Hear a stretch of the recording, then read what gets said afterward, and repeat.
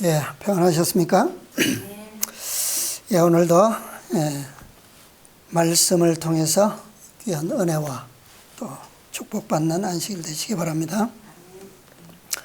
예, 오늘은 구속에 대해서 말씀을 좀 찾아보려고 합니다. 구속하다. 구속이란 히브리어로 어떤 의미를 가지고 있을까라고 하는 질문으로 오늘 말씀을 찾아보겠습니다. 먼저 요한복음에 있는 말씀 좀 보겠습니다. 요한복음 3장 요한복음 3장 먼저 5절 먼저 보겠습니다. 5절. 예수께서 대답하시되 진실로 진실로 내게 이르노니 사람이 물과 성령으로 나지 아니하면 하나님 나라에 들어갈 수 없느니라. 예, 그 다음에 11절부터 17절까지 또 보겠습니다. 진실로 진실로 내게 이르노니 우리 아는 것을 말하고 본 것을 증거하노라. 그러나 너희가 우리 증거를 받지 아니하는도다. 내가 땅의 일을 말할지라도 너희가 믿지 아니하거든. 하물며 하늘 일을 말하면 어떻게 믿겠느냐. 하늘에서 내려온 자 곧 인자 외에는 하늘에 올라간 자가 없느니라. 모세가 광야에서 뱀을 든 것 같이 인자도 들려야 하리니 이는 저를 믿는 자마다 영생을 얻게 하려 하심이니라. 하나님의 세상을 이처럼 사랑하사 독생자를 주셨으니 이는 저를 믿는 자마다 멸망치 않고 영생을 얻게 하려 하심이니라. 하나님이 그 아들을 세상에 보내신 것은 세상을 심판하려 하심이 아니요 저로 말미암아 세상이 구원을 받게 하려 하심이라. 아멘. 예, 감사합니다. 자, 5절에 보니까 니고데모에게 예수님께서 무엇으로 나지 아니하면 물과 성령으로 나지 아니하면 어디에 들어갈 수 없다고요? 하나님 나라에 들어갈 수 없느니라.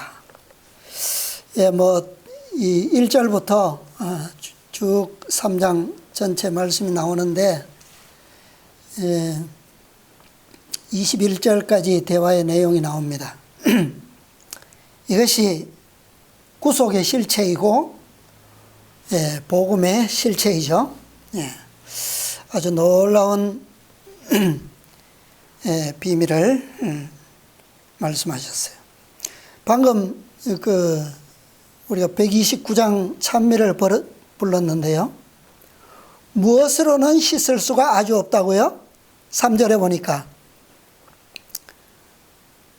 죄악으로 조홍같이 붉게 물든 나의 마음 무엇 가지고는 씻을 수가 아주 없네. 무엇으로요? 물 같은 것 가지고는 씻을 수가 아주 없네. 무엇으로요? 정결케 한다고요? 주가 흘리신 보혈로 날 정결케 하옵소서. 예.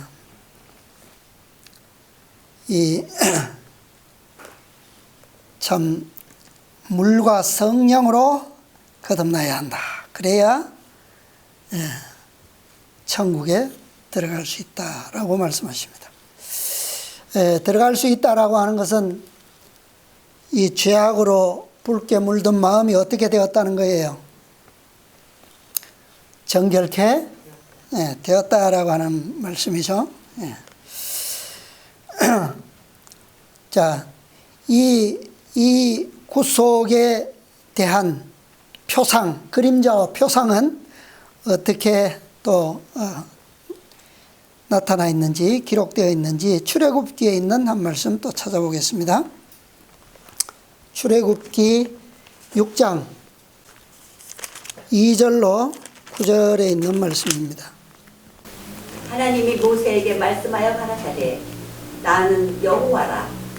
내가 아브라함과 이삭과 야곱에게 전능의 하나님으로 나타났으니 나의 이름을 여호와로는 그들에게 알리지 아니하였고 가나안 땅 곧 그들이 우거하는 땅을 주기로 그들과 언약하였더니 이제 애굽 사람이 종을 삼은 이스라엘 자손의 신음을 듣고 나의 언약을 기억하노라.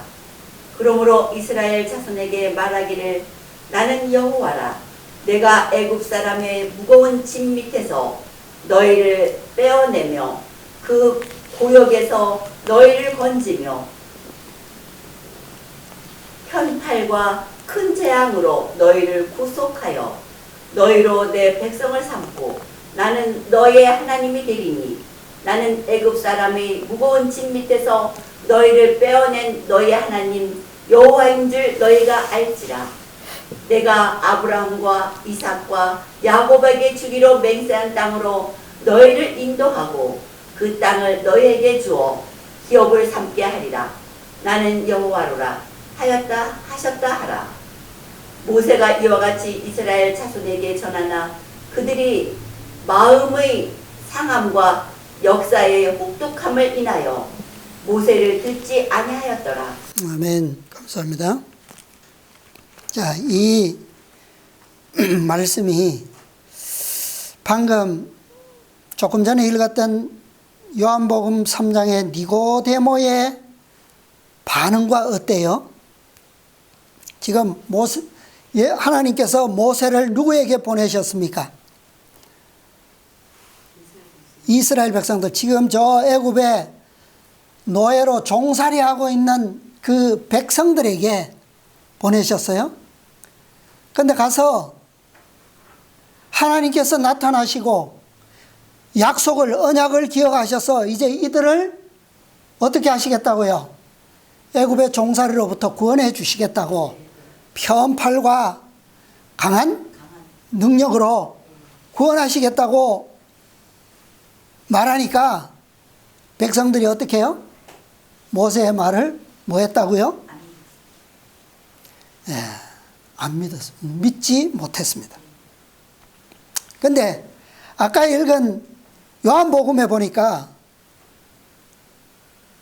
예수님께서 니고데모에게 뭐라고 말씀하셨어요? 내가 땅의 일을 말하여도 너희가 뭐 하거든? 믿지 아니하거든. 하물며 하늘의 일을 말하면 어떻게? 믿겠느냐. 니고데모가 믿는다는 거예요? 안 믿는다는 거예요? 그죠? 네.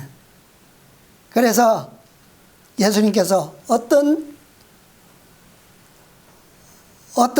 예언을, 그러니까 어떤 표상을 말씀하셨어요?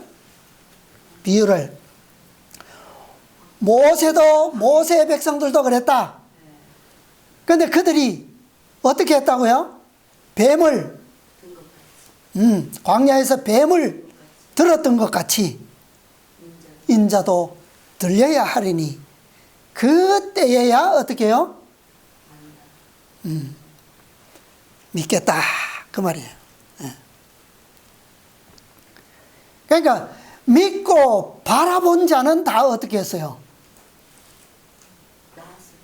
나았고 구원을 얻었죠. 그죠? 살림을 받았어요. 그렇게 즉시 생명이 끊어질 것 같은 그런 고통 속에서도 쳐다보니까 순식간에 나았어요. 살아난 거죠. 자, 이것을 지금 니고데모에게 말씀하신 거죠. 하나의 출애굽기의 사건은 뭐고 그림자요 표상이었고, 니고데모에게 말씀하시는 예수님의 말씀은 지금 뭐예요? 실체로 와서 말씀하고 계시는 거예요, 지금. 자,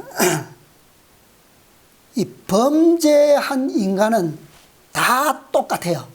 니고데모나 많이 배운 니고데모나 저 이스라엘 장로들이나 똑같이 믿지 않아요. 하나님의 말씀이 왔는데도 믿지 않아요. 왜? 왜 안 믿을까요? 모두 저주 아래에 있기 때문에 안 믿습니다. 믿을 수가 없어요. 그들의 이미 그 생각과 정신은, 마음은 무엇에 팔려 있습니까? 죄에 팔려 있기 때문에 다 저주 아래 지금 팔린 바 되어 있어서 뭐 평생 동안 저 애굽에서 노예로 시키는 것만 하던 그런 거기에 길들여져서 구원해 주겠다고 하니까 믿을 수가 없는 거죠. 그건 뭐 상상조차 그들은 생각해 볼 수 없는 일이죠. 그죠? 현실적으로. 그래서 저주 아래서는 믿음을 가질 수가 없어요. 믿음을. 저주는 무엇 때문에 내려졌습니까? 범죄로. 범죄함으로 저주가 내려졌고, 범죄는 왜 일어났어요? 범죄는 무엇 때문에? 불신 때문에. 하나님의 말씀의 불신 때문에, 그죠? 시작된 거예요. 그래서 불신은 범죄를 낳았고, 범죄는 저주를 낳았고, 저주로 말미암아 에덴을 잃어버렸고 영생을 잃어버렸어요. 생명과를 먹을 권리를 빼앗겼어요.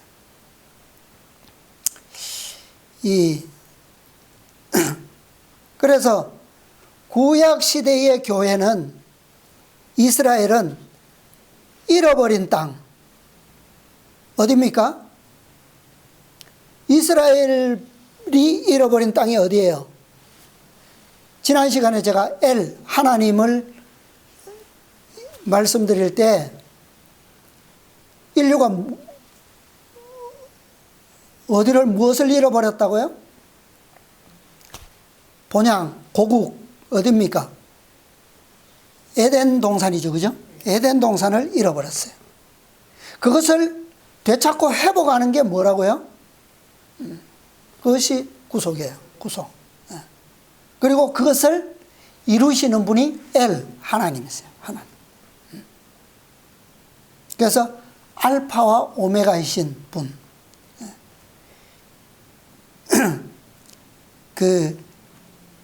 이 지팡이를 진 지도자. 그것이 하나님이라고 그랬어요. 자, 그분이 이루시는 겁니다. 근데, 구약의 이스라엘 백성은 잃어버린 땅이 어디예요? 인류의 대표 아담은 에덴을 잃어버렸지만 이스라엘은 그들의 땅이 어디예요, 원래? 가나안이잖아요. 그죠? 네, 가나안. 그 다음에 그 땅을 되찾고 거기에서 뭐 하는 것이, 장수하는 것이 이 구약 교회의 목표고 역사예요. 그죠? 근데 신약의 교회는요, 신약의 교회는 무엇을 회복하는 것이에요? 어떤 땅이에요? 잃어버린 천국. 그죠? 은혜의 왕국. 은혜의 왕국을 회복하고 그 다음에 영생을 회복하는 역사가 바로 신약의 교회입니다. 그래서 구약의 교회는 이것을 회복시키기 위해서 광야에서 무엇을 들어 올렸다고요? 뱀을 들어 올렸어요. 그런데 신약의 교회는 누구를 들어 올립니까? 무엇을요? 십자가의 그리스도를 들어 올렸어요. 그래야 뭐요? 이것이 이루어지기 때문에, 회복되기 때문에. 그런데 구약의 교회는 이 가나안을 회복하기 위해서, 되찾고 장수하는 땅으로 가기 위해서 무엇을 어떤 침례를 받았다고요? 물의 침례. 홍해를 건넜단 말이에요. 그죠? 물의 침례를 받았어요. 근데 신약의 교회는 이 왕국을 회복하기 위해서 어떤 침례가 필요했다고요? 어떤 침례를 받았습니까? 성령의 침례를 받은 거예요. 그죠? 그래서 예수님께서는 이것이 다 어떻게 되어야 된다? 하나로 연합되어야지만 완전한 구속이 완전히 성취되는 거예요. 그래서 물과 무엇으로? 성령으로 거듭나지 아니하면 천국을 볼 수 없다. 천국에 들어갈 수 없다. 그렇게 말씀하신 거예요. 그러니까 구약의 교회가 경험한 물의 침례도 필요하고 노뱀을 바라보는 것도 필요하고 또요 성령의 침례도 필요하고 십자가의 그리스도를 바라보는 것도 필요하다. 이 둘이 하나의 믿음이 되어야지만 구속은 완성되는 거예요. 네. 자, 여기 오늘 우리가 생각해 보려고 하는 단어가 이 구속이라는 단어입니다. 구속이라는 단어인데 이것은 히브리어로 가알이라고 하는 단어입니다. 가알. 이건 법적인 용어예요. 법적인 용어. 법적인 용어로서의 뜻이 뭐냐 하면 대가를 지불하고 유업을 되찾거나 또는 노예나 포로의 신분으로부터 구해내는 것, 구출하는 것. 이것을 가알이라고 그래요. 그러니까 이 유업을 되찾는 것은 왜 대가가 지불되어야 할까요? 그것은 이 기업의 원주인이 뭐 했기 때문에? 팔았기 때문에. 돈을 빌리고 팔았기 때문에 다시 그것을 찾으려면 뭐 해야 돼요? 지불을 해야 돼요. 근데 노예나 포로로부터 구해내는 것은 지불이 아니에요. 왜 그럴까요? 노예는 끌려가는 거잖아요. 포로는 끌려가는 거잖아요. 잡혀가는 거. 내가 잘못한 게 없는데도 불구하고 돈 없이 아무 대가 없이 뭐 했기 때문에? 끌려갔기 때문에 이것은 대가 없이 구출해내는 것을. 근데 이 용어는 똑같이 가을이에요. 가을. 자, 레위기 25장입니다. 25장 25절로 28절. 만일 너희 형제가 가난하여 그 기업 얼마를 팔았으면 그 근족이 와서 동족의 판 것을 물을 것이요. 만일 그것을 물을 사람이 없고 자기가 부여하게 되어 물을 힘이 있거든 그 판해를 계수하여 그 남은 값을 산자에게 주고 그 기업으로 돌아갈 것이니라. 그러나 자기가 물을 힘이 없으면 그 판 것이 희년이 이르기까지 산자의 손에 있다가 희년이 미쳐 돌아올지니 그가 곧 그 기업으로 돌아갈 것이니라. 네. 자, 여기 보면 기업을 물을 방법은 세 가지가 있어요. 첫째는 기업이 팔렸으면 돈을 빌리고 팔았으면 첫 번째 방법은 뭐예요? 25절에는 그 근족이 와서, 그러니까 형제죠, 그죠? 네, 친척이 와서 판 것을 물어야 되는데 값을 줘야 돼요, 그죠? 네, 물려줘야 돼요. 두 번째 방법은 26절입니다. 누가 물을 수 있어요? 자신이. 원주인인 자신이 부자가 되어서 이제 그것을 다시 물을 힘이 있으면 그것을 정산해서 다시 회복할 수 있어요. 세 번째 방법은 28절입니다. 어떻게 해요? 이도저도 아니면 근족도 없고 나도 물을 힘이 없으면 언제까지? 희년이 올 때까지. 몇 년입니까? 길게는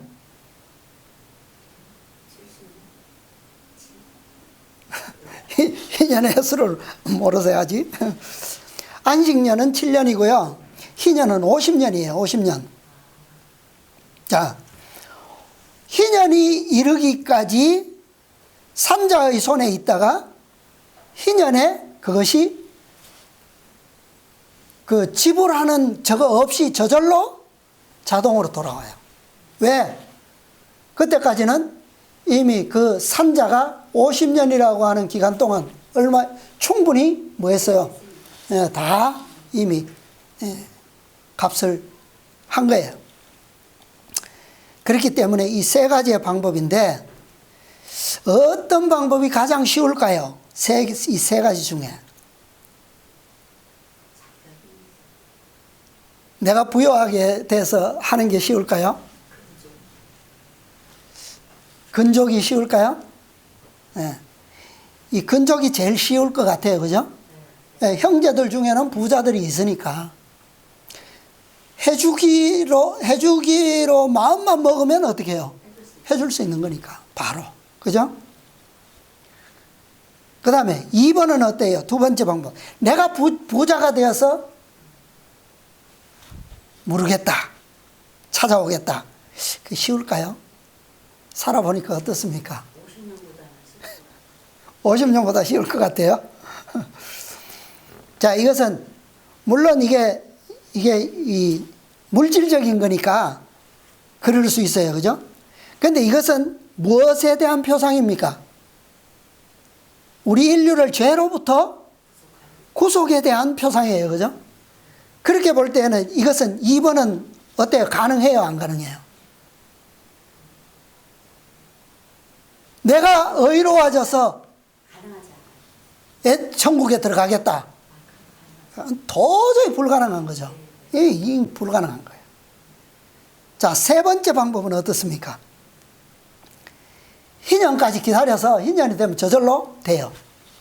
이건 가능할까요? 네? 50년도는 언제 기다려요? 그동안 내가 죽을 수도 있잖아. 그죠? 자, 이런 우리가 영적으로 보면 첫 번째 방법은 지금 우리의 시점에서 볼 때 어떻게 됐습니까? 건족이 와서 동족이 판 것을 물을 것이요. 이 가을은 어떻게 됐어요? 구속이 성취됐습니까? 안 됐습니까? 성취됐어요. 그죠? 2번은 아예 불가능한 거니까 없고 3번은 희년까지 가는 거. 요거는 어때요? 우리가 지금 이 희년을 눈앞에 두고 있죠. 눈앞에, 그죠? 눈앞에 두고 있어요. 희년이 언제 시작됩니까?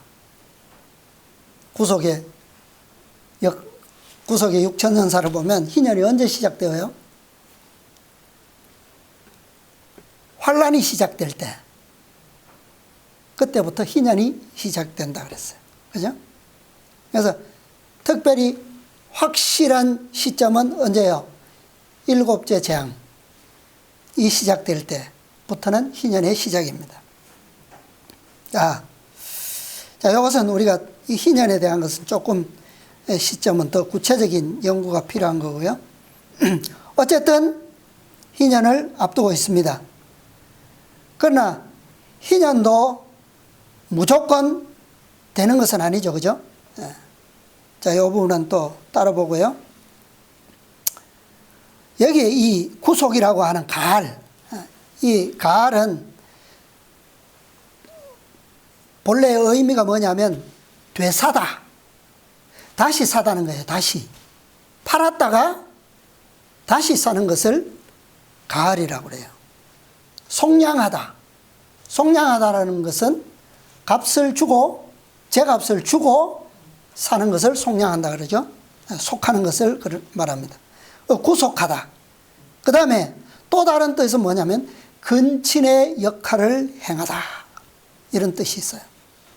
그러니까 형제의 의무를 어떻게 하는 겁니까? 의무를 권리로서 행하는 것을 의미하는 거예요. 그런데 이 가을의 단어가 어떤 알파벳으로 단어를 만들고 있느냐 하면 이 첫 번째는 김멜입니다. 김멜. 김멜이라는 이 히브리 알파벳의 세 번째 철자예요. 그 다음에 L입니다. L. 이 L은 지난 안식일에 제가 L 하나님 할 때 L이에요. 이 L은 두 알파벳인데 첫 번째 알파벳은 알레프, 첫 글자 알레프, 지도자 우두머리죠. 하나님을 뜻하는. 그 다음에 라메드. 이 라메드는 지팡이 가르치다. 그런 철자죠. 그래서 이 김멜과 L이 합쳐져서 가알이 됐어요. 그러니까 이 두 단어를 합쳐서 해석해 보면 어떤 뜻이 됩니까? 하나님을 김멜은 뜻이 뭐냐면 낙타, 들어올리다 그런 뜻이에요.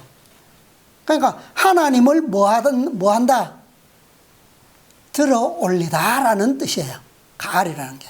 그게 구속이고 그게 속량이고 그게 되사는 거고 그게 근친의 역할을 행하는 거예요. 예. 자, 낙타라는 동물을 보면 낙타는 키가 크죠. 사람보다 키가 커요. 그죠? 크기 때문에 근데 낙타가 이 동방에서는 아주 중요한 가축인데 왜 낙타가 무슨 일을 합니까? 무슨 일을 해요? 무거운 짐을 싣거나 또 사람을 태우기도 하죠. 그런데 그런 것도 하죠. 긴급시에는 물도 됩니다. 그런데 이 낙타가 등에 짐을 싣거나 이 사람을 태우기 위해서는 반드시 어떻게 해야 됩니까? 무릎을 꿇어야 돼요. 무릎을 꿇지 않고는 할 수 있는 방법이 없어요. 그죠? 예. 낙타는 겸손한 동물이에요. 겸손한 동물. 그런데 이스라엘 백성들이 키우던 그 가축들에 보면 대표적인 양, 염소, 소, 그 다음에 낙타, 나귀, 이 약대가 낙타죠. 그죠? 예, 나귀. 이런 동물들은 다 특징이 뭐냐면 무릎을 꿇는다는 말입니다. 무릎을 꿇어요. 그런데 이 동물들 중에 키가 제일 큰 동물이 약대예요. 낙타. 그러니까 무릎을 꿇을 수밖에 없어요.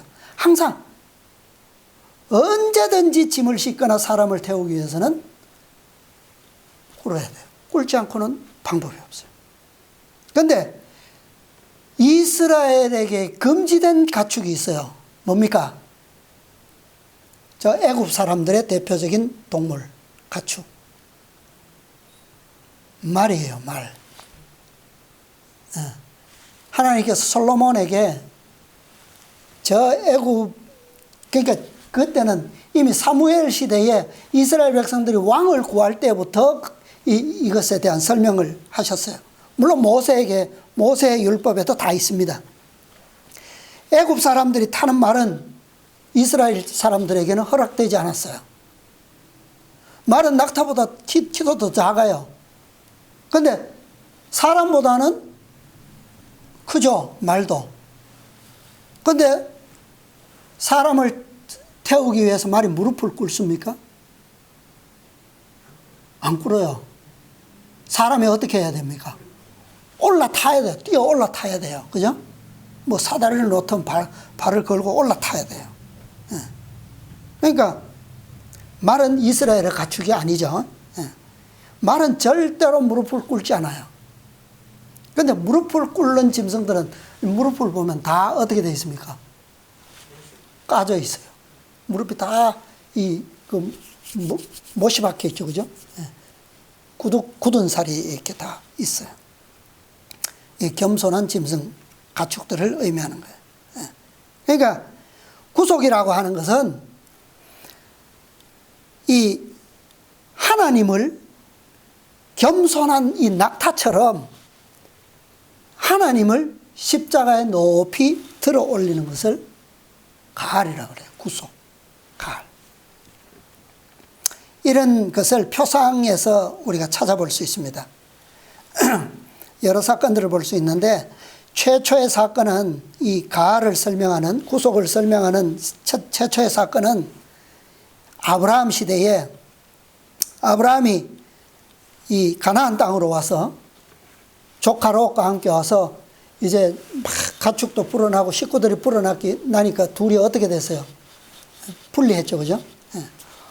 롯은 어디로 갔습니까? 아주 이 좋은 이 푸른 초장이 물이 가득한 땅, 아주 진짜 좋은 땅을 택해서 갔죠. 그것이 바로 소돔 땅이었고 고모라 땅이었고 그런 그곳이었어요.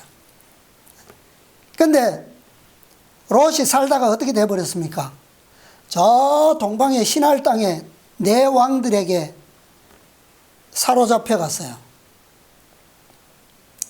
그때 아브라함이 어떻게 했습니까? 소식을 듣고 집에서 키운 군사 318명을 데리고 쫓아가서 그 네 왕을 죽이고 롯과 함께 잡혀갔던 소돔의 백성들, 고모라의 백성들, 소알의 백성들 다 찾아왔어요. 다 찾아왔어요. 아브라함이. 그 다음에 두 번째 사건은 우리가 잘 아는 출애굽 사건입니다. 출애굽 사건. 둘 다 뭐예요? 아브라함 시대의 구속은 포로로 잡혀간 형제를 뭐 하는 거예요? 구출하는 거고. 두 번째 사건, 출애굽 사건인데 출애굽 사건은 어떤 신분이에요? 포로가 아닌 노예의 신분에 있는 이스라엘 백성들을 뭐 하는 거예요? 구출하는 거예요. 세 번째 사건은 이 가장 구체적으로 잘 설명되어 있는 사건입니다. 룻기의 기록이에요. 룻기에서 전체가 구속을 상세하게 설명하고 있죠. 그런데 이 세 사건들에서 우리가 알 수 있는 것은 모든 구속이 법적으로 완전하다라는 것을 알 수가 있어요. 그러니까 아브라함이 그 롯의 가족들을 구출해 올 때 완전한 구출을 했다는 거예요. 하나도 잃어버린 것이 없다는 거예요. 물질도 그렇고 사람도 그렇고. 심지어 롯의 가족뿐만 아니라 그가 살던 땅에 잡혀갔던 사람들까지 다 찾아온 거예요. 남김없이. 완전한 구출이에요. 그 다음에 출애굽 사건은 어떻습니까? 완전합니까? 하나도 남김이 없이 싹 완전한 구원이에요. 그 다음에 세 번째 룻기서에서는 기업을 무르는 진짜 가을이잖아요. 그죠? 이건데 법적으로 완전합니까? 네. 룻의 시어머니 나오미는 남편도 잃어버렸고 죽었고 아들들도 죽어버렸고 기업 물을 힘이 없어요. 그런데 누가요? 보아스가, 근족인 보아스가 법적으로 완전히 이 나오미의 시댁의 기업을 완전히 물어주었어요. 예. 법적으로 완전하게 해준 거예요. 그죠? 예. 근데 이 룻기에 나오는 이 나오미의 남편 엘리멜렉입니다. 엘리멜렉은 어디 사람이냐 하면 베들레헴 사람이에요. 유다 지파 베들레헴 사람이에요. 근데 모압 땅에 가서 살다가 거기서 남편도 잃어버리고 아들들도 다 잃어버리고 이방 며느리 모압 여인 룻만 데리고 베들레헴으로 돌아왔어요. 그가 잃어버린 엘리멜렉의 기업을 되찾아서 기업을 이어나갈 수 있는 방법은 한 가지밖에 없어요. 유일하게. 뭐밖에 없습니까? 건족이 와서 물어주는 수밖에 없어요. 물어주는 수밖에. 근데 물어주려면 어떤 절차가 필요합니까? 그냥 물어주는 게 아니에요. 엘리멜렉의 이름으로 기업을 이어나가야 되기 때문에 그 집에 누구를 취해야 됩니까? 여인을 취해야 돼요. 여인을.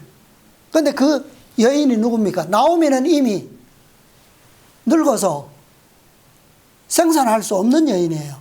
그죠? 자녀를 낳을 수가 없어요. 자녀를 낳을 수 있는 여인이 한 사람이 있는데 누굽니까? 그게 룻이에요. 그래서 룻과 뭐 해야 합니까? 혼인을 해야 돼요. 아내로 맞아서 룻으로부터 태어나는 첫 아들로 말미암아 엘리멜렉의 이름으로 대를 잇도록 해야 되는 거예요. 자, 그렇게 하려면 보아스는 무엇을 어떻게 해야 합니까? 자기가 낳은 아들을 자기의 이름으로 뭐 할 수 없어요? 대를 잇지 못하는 거예요. 한마디로 이건 뭡니까? 권리는 권리인데, 이것도 권리는 권리예요. 그죠? 권리인데 희생이 필요한 권리예요. 희생. 그러니까 이미 다른 집안의 여인을 자신의 아내로 맞아서 낳은 첫 아들 장자를 자신의 가문의 이름으로 잇지 못하고 뭐예요? 그 여인의 가문의 이름으로 이어줘야 된다는 거예요. 그러니까 이것은 자기를 버리는 희생이 아니고서는 결코 할 수 없는 권리예요. 이룰 수 없는 권리예요. 이것은 법적 권리이지만 법적 권리를 행사하면은 반드시 자신을 희생하지 않고는 행사할 수 없는 권리라는 거예요. 그러니까 보아스는 자신의 권리를 행사함에도 불구하고 자신을 희생함으로 그 권리를 뭐 한 거예요? 싼 거예요. 값을 주고, 그죠? 사는 거예요. 이것이 복음의 속성이에요. 복음의 속성. 그리스도께서 이루신 구속의 속성이라는 말이에요. 이게. 그러니까 우리는 구원을 어떻게 얻습니까? 그리스도께서 이루신 그 희생을 통해서 믿음으로 얻는 것이지만 믿음은 무엇을 요구한다고요? 그 믿음은 그러니까 우리는 그리스도께서 이루신 그 가를 통해서 우리는 얻는 거예요. 무엇으로? 믿음으로. 그러나 그 믿음 속에는 무엇이 들어있다고요? 무엇을 요구한다고요? 희생을 요구한다는 거예요. 희생. 이것은 권리이면서 뭐예요? 권리이면서 특권이라는 거예요. 그러니까 희생이 없는 복음은 복음이 아니에요.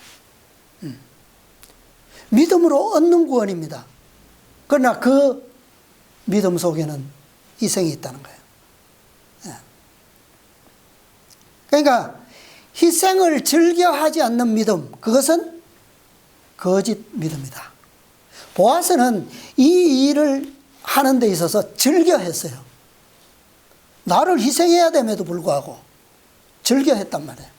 그러니까 예수님의 구속이 이런 거예요. 예수님의 모본이 이런 거예요. 그죠? 예수님께서는 얼마나 보아스가 한 것보다 얼마나 더 힘들었겠어요. 그게. 왜요? 창조주의 입장에서 하나님의 아들이고 만왕의 왕이시오 만주의 주로서 그 자리를 뭐 하셔야 되면 내놓으셔야만 이게 가능했단 말이에요.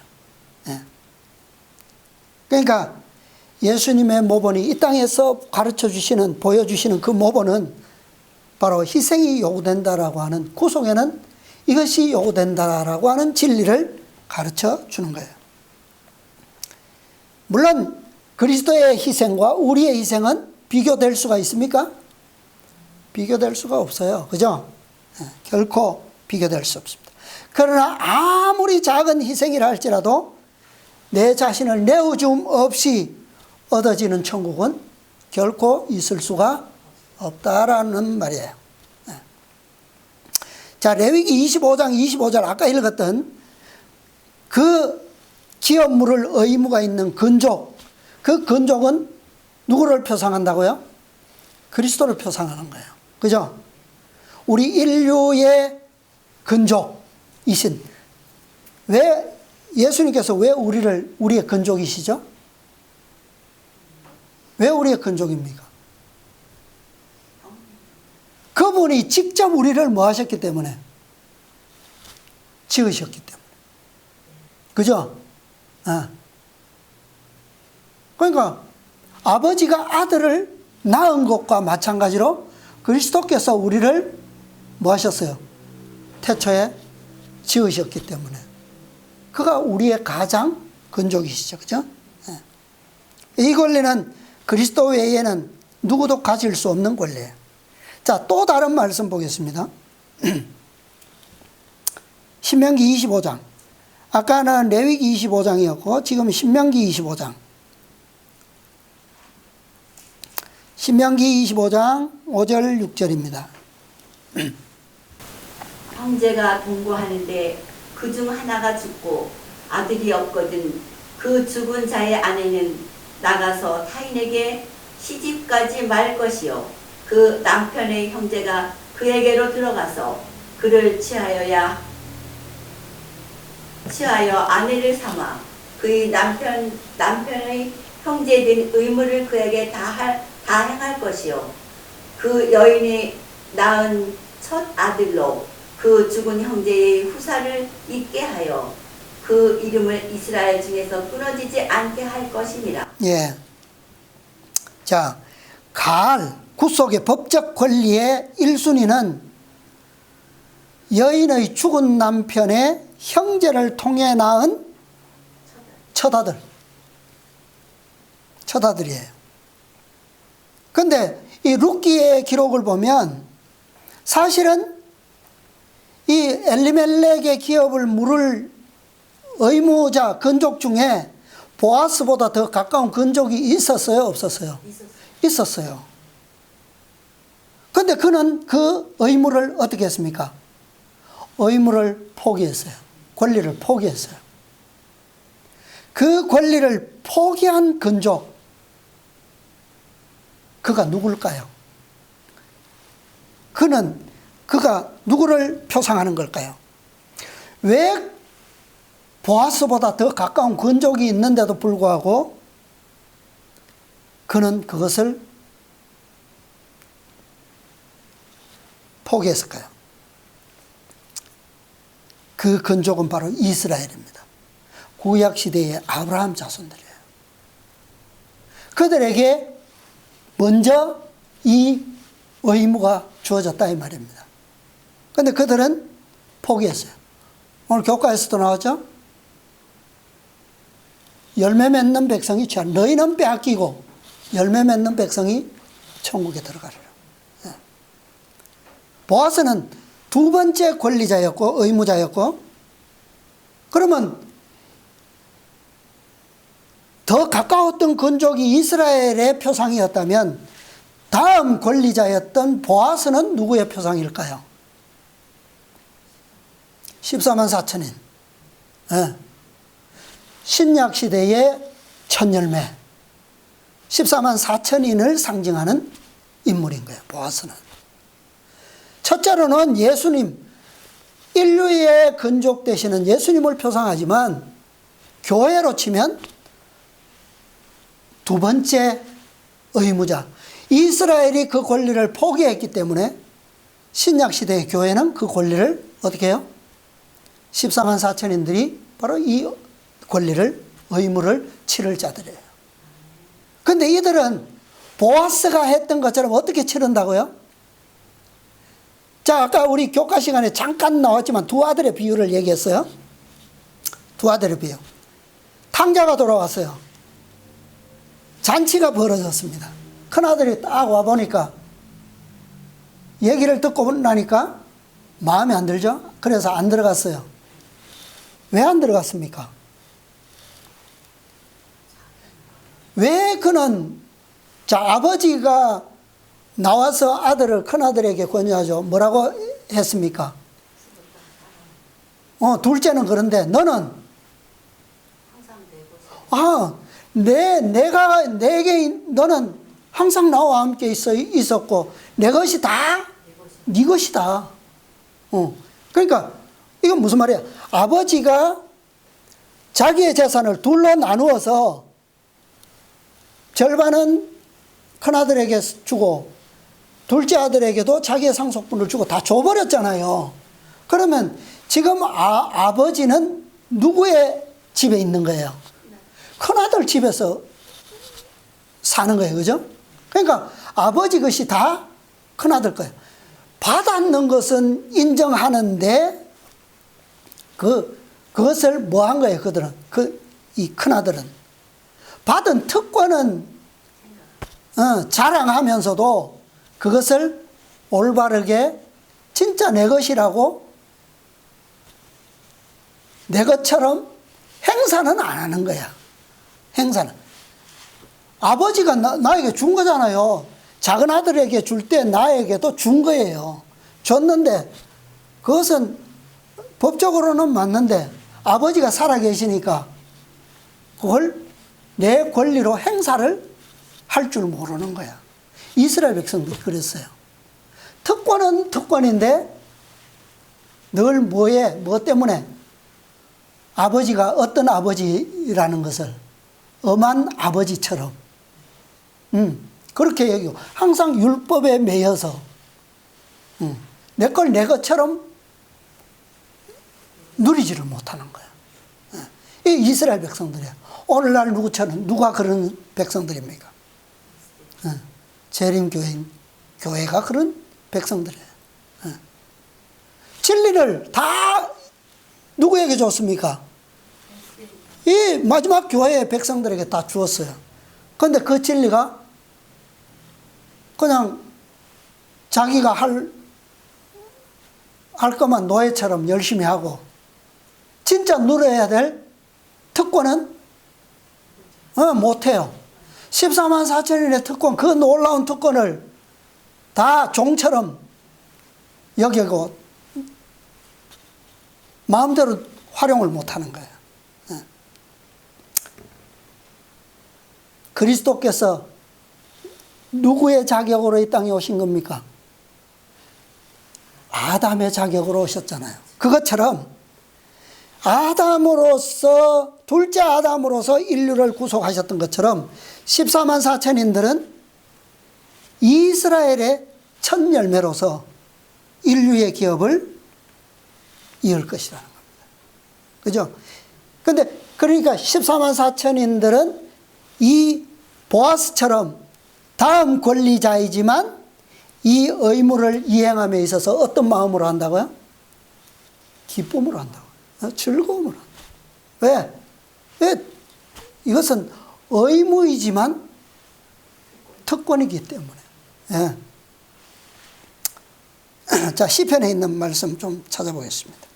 시편 78편. 우리가 하나님을 십자가에 들어 올리는 것, 그것은 정말 어떤 일이에요? 정말, 진짜 우리가 죽지 않으면 불가능한 일이죠. 하나님은 어떻게 죽여, 우리가. 그죠? 그런데 진짜 우리가 구원을 바란다면, 그죠? 정말 우리가 구속받기를 원한다면 그분이 뭐 하지 않으면 안 돼요? 십자가에 높이 들려서 우리의 손에 의해서 돌아가시지 않으면 그 일은 이루어질 수가 없다는 말이에요. 그러니까 그분의 희생 속에는 뭐가 있어요? 우리의 희생도 있단 말이에요. 그게 우리의 믿음이라는 거죠.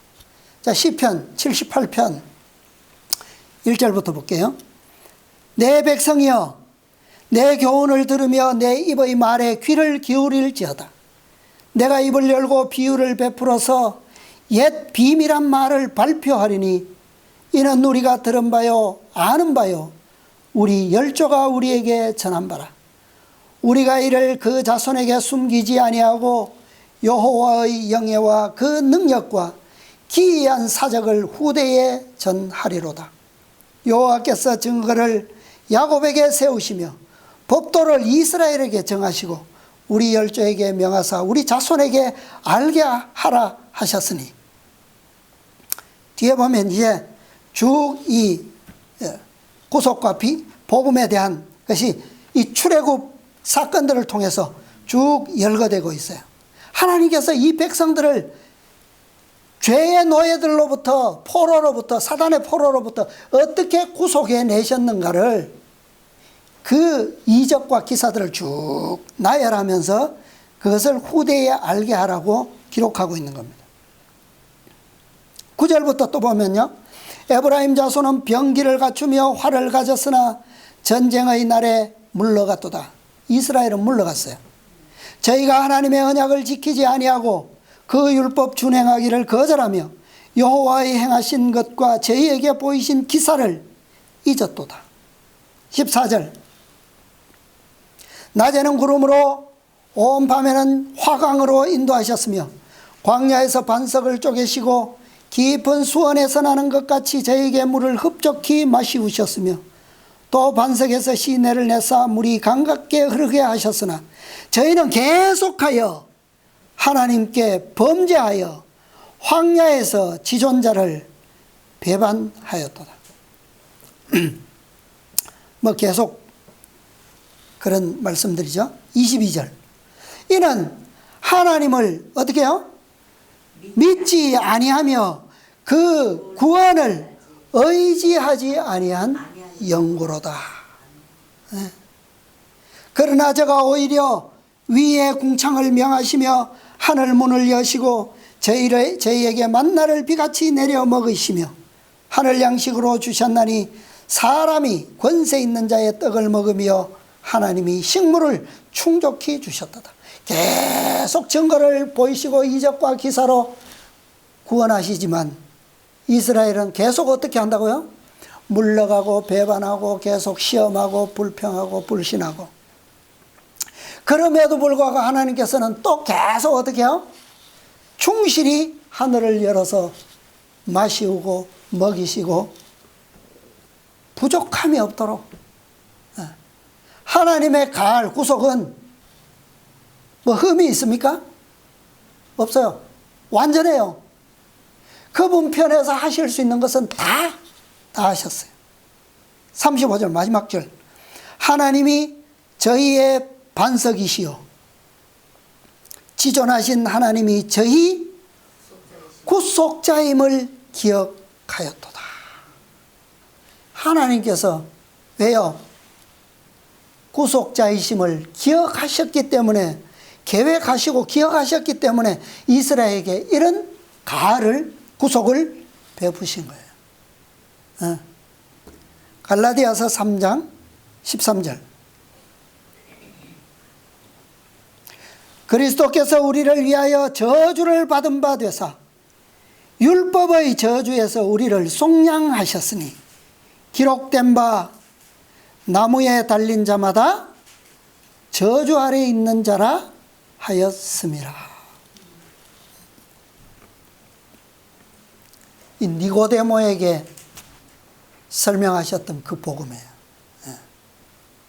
하나님께서 모세를 통해서 율법을 주시고 그 율법을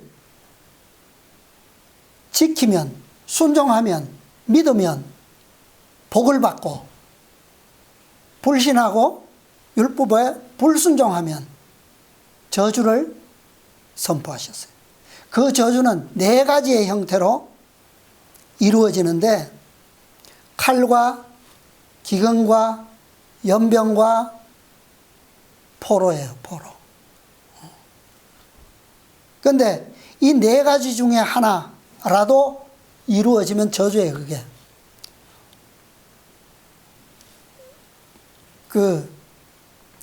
그러니까 이스라엘 백성들의 모든 역사가 이 네 가지의 저주 속에 다 들어있어요. 네 가지 속에. 그런데 이 예수님 당시, 그 다음에 오늘날 우리 시대, 이 시대에는 어떤 저주 속에 있을까요? 뭐 형편마다 다 다를 수 있지만 교회가 빠져 있는 그 형편, 세상이 전체적으로 어떤 저주 속에 있느냐? 양식이 없는 기근 상태예요. 기근. 말씀이 없는 영적 기간. 아모스 선지자가 예언한 것처럼 물이 없어 가람이 아니요, 양식이 없어 주림이 아니요. 무슨 기갈이라고요? 하나님의 말씀을 듣지 못한 기갈이다. 진리가 없는 저주 시대에 오늘날 세상에 존재하고 있어요. 예수님 시대에도 바리새인들이, 유대인들이 그런 저주 속에 있었던 거예요. 그 속에서는 믿음이 없어요.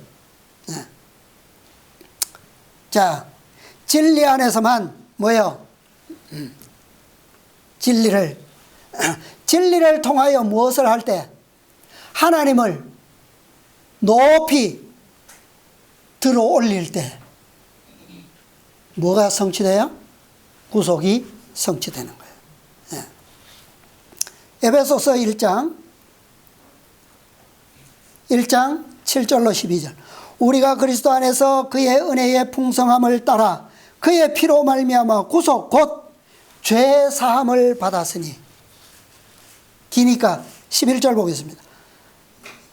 모든 일을 그 마음의 원대로 역사하시는 자의 뜻을 따라 우리가 예정을 입어 그 안에서 무엇이요? 기업이 되었으니. 이게 가을이에요.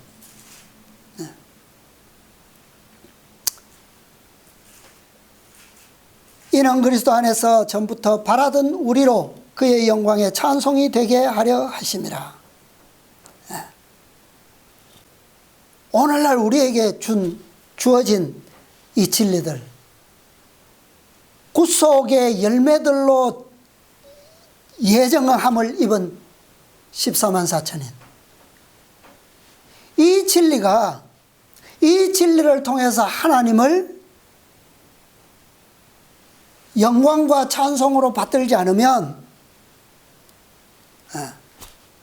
이 진리가 높이 들리지 않으면 이 구속은 성취될 수가 없습니다. 이것을 우리가 믿고 받아들이는 데는 희생이 따라요. 믿음에는 그냥 공언하는 믿음은 실체도 없고 아무것도 없지만, 껍데기뿐이지만, 이 진리를 진실로 믿는 믿음 안에는 희생이 따라요. 자신을 완전히 내어줘야 됩니다. 세상에 대해서 완전히 내어주지 않으면 성취될 수가 없습니다. 우리 모두 이 의무를 믿음으로, 기쁨과 즐거움으로 그리스도를 따라 행하고 또 믿음으로 이 영광스러운 특권에 함께 참여하시게 되기를 바라면서 말씀을 마치겠습니다.